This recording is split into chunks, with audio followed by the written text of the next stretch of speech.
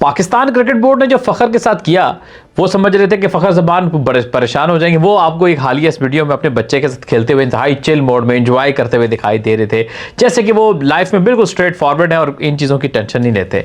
खैर, सवाल आपसे ये है कि फ़खर ज़मान की कमी क्या साइम अयूब पूरी कर पाएंगे? क्या वो फ़खर ज़मान की तरह रन्स कर पाएंगे, या फिर फ़खर ज़मान की कमी महसूस होगी? आपके ख्याल में उनको कोई रिप्लेस नहीं कर सकता पाकिस्तानी टीम में? अपने ओपिनियन जवाब में दीजिएगा। आगे बढ़ते हैं, बात करते हैं फ़खर ज़मान की।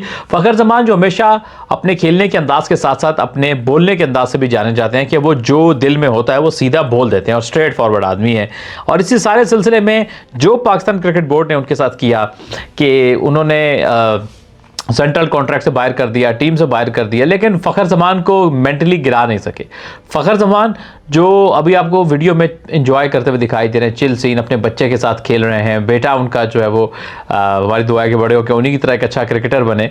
तो इससे ये साबित हुआ कि फ़खर ज़मान एक टेंशन फ्री है सारे मामले में, और उन्होंने अपना स्टांस उस पर कायम है। वैसे अच्छी बात यह है कि फ़खर ज़मान के वाले से बर्फ़ सुना है कि पिघल रही है, और मोहसिन नकवी साहब को बताया गया है कि ये बड़ा गलत काम आप लोगों ने किया फ़खर ज़मान को बाहर करके। अब फ़खर ज़मान के बगैर वनडे क्रिकेट में तो स्पेशली आप जो है वो आपका सर्वाइवल मुश्किल है, और वो फ़खर ज़मान ख़ास तौर पे चैंपियंस ट्रॉफी के लिए पाकिस्तान के लिए लाज़िमुल मलज़ूम है। आपके पास पहले ही अच्छे बैट्समैन कम है, और वो एक ऐसा प्लेयर है, वाहिद पाकिस्तानी टीम में जो गेम चेंजर है। वो आपको 5 में से 5 मैच में रन्स तो नहीं करके देगा, शायद 5 में से 2 में करके दे, लेकिन जब वो रन्स करेगा तो वो मैच को एक तरफ कर देने वाला प्लेयर है। बाकी प्लेयर रन्स करते हैं तो फ़र्क नहीं पड़ता, ये जिस तरह से खेलता है ये अगली टीम को बहुत ज़्यादा डैमेज करता है। हालांकि T20 में, अगर आप T20 वर्ल्ड कप में सारे पाकिस्तान के बैट्समैन इतना अच्छा नहीं कर पाए, उससे पहले देखें तो फ़खर ज़मान को एक नया रोल दिया गया था कि मिडिल ऑर्डर में, और उसने छोटे छोटे बड़े अच्छे कैमियोज खेले पाकिस्तान के लिए, बहुत ज़बरदस्त कैमियोज खेले। अगर आप स्टैट्स और नंबर्स को ज़रा डीपली जाके देखेंगे तो उसमें भी फ़खर की कारकर्दगी इंपैक्ट के हिसाब से बाकी प्लेयर्स से ज़्यादा अच्छी है पाकिस्तान की T20 में मिडिल ऑर्डर के अंदर। फिर हम आगे बढ़े तो अब बात ये की जा रही है कि शायद ऑस्ट्रेलिया का जो टूर है उसके बाद आगे जाके जिम्बाब्वे और ऑस्ट्रेलिया के टूर के बाद फ़खर ज़मान को वापस पाकिस्तानी कौमी टीम में शामिल किया जाएगा।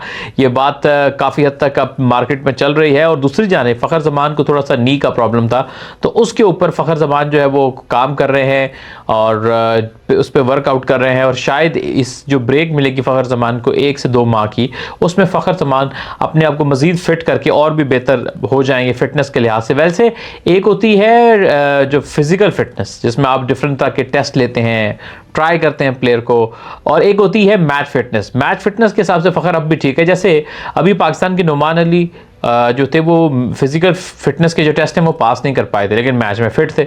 मैच में, टेस्ट मैच में देखिए दोनों मैचेस में कितने लंबे स्पेल किए, पाकिस्तान को मैच विनिंग बॉलिंग परफॉर्मेंस करके दी। तो ये भी थोड़ा फ़र्क जानने की ज़रूरत है कि फिजिकल फिटनेस क्या होती है, मैच फिटनेस क्या होती है, दोनों अलग अलग चीज़ें हैं। हाँ ठीक है, फिटनेस जितनी अच्छी होगी उतनी आपकी परफॉर्मेंस अच्छी होगी, आप फील्डिंग में उतने एजाइल होंगे, आपके रिफ्लेक्सेस ज़्यादा अच्छे हो जाएंगे, आप ज़्यादा देर तक ग्राउंड में परफॉर्म कर सकेंगे। तो फिटनेस एक ऐसी चीज़ है कि ऑलवेज आपको बैक करती है, लेकिन जब आपकी सर्टन एक एज हो जाए तो उसमें भी फिर थोड़ा सा फिटनेस के स्टैंडर्ड को थोड़ा सा आपको नरम करना पड़ता है, थोड़ा सा कॉम्प्रोमाइज़ करना पड़ता है। और यही कुछ सिनेरियो है फ़खर ज़मान के केस में भी। फ़खर ज़मान की अगर हम इनिंग्स देखें तो फ़खर ज़मान ने पाकिस्तान के लिए वनडे क्रिकेट में बड़ी बड़ी कमाल इनिंग्स खेली हैं, जिसमें चैंपियंस ट्रॉफी की सेंचुरी तो ज़ाहिर है कि सैर फहरिस्त रहेगी। फिर साउथ अफ्रीका के खिलाफ 193 रन की इनिंग्स कौन भूल सकता है, वो भी डिकॉक ने जो चलाकी और धोखा देने की कोशिश की थी, वरना एक और डबल सेंचुरी उनके नाम थी उस वक्त, और वो साउथ अफ्रीका का फुल फ्लैज अटैक था। फिर पहले पाकिस्तानी बने, जिम्बाब्वे के खिलाफ डबल सेंचुरी की, फिर न्यूजीलैंड के खिलाफ 180 आई थिंक ऑड की एक इनिंग्स खेली थी। उसके अलावा एक 138-37 की इनिंग्स उन्होंने इंग्लैंड के खिलाफ खेली थी, और फिर एक बड़ी यादगार T20 की इनिंग्स ट्राई मैच सीरीज के फाइनल में ऑस्ट्रेलिया के खिलाफ 91 रन की खेल के पाकिस्तान को जितवाया था। और फिर जो न्यूजीलैंड के खिलाफ 400 चेस करना था, DL मेथड लगा, वहां पे जो उन्होंने एक मतलब थंडरिंग सेंचुरी पाकिस्तान के लिए की।